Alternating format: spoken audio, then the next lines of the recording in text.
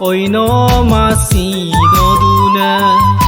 yung dengai raya mulo oi nom asino duna asino nam bazalango miksam dula kapduna ainawa motab duda go mitpan suyoka menamuwa oi nu pangge kul kangkin mangengom amyo kubongka saragda sarauda ngoka agom bombila saragda sarauda ngoka agom bombila turadunga mi apa atar sagla ainawa motab duda gomit pansuyoka menamuwa oi nu pangge kul kangkin mangengom amyo kubongka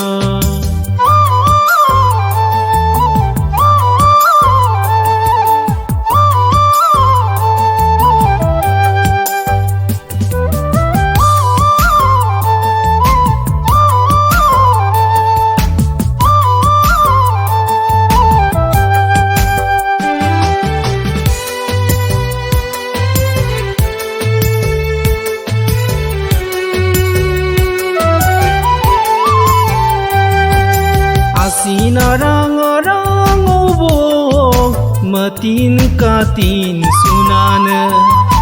asinarang-arang ubong matin katin sunana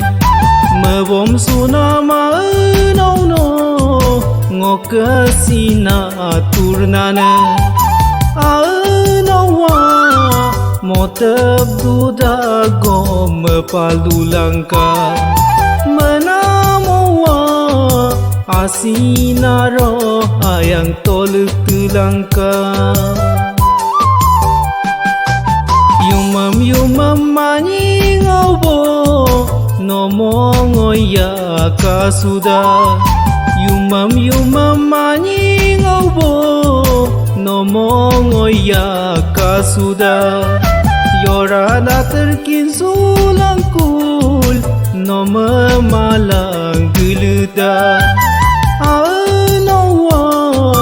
motab duda gom palulangka menamuwa asinaro ayang toluk tulangka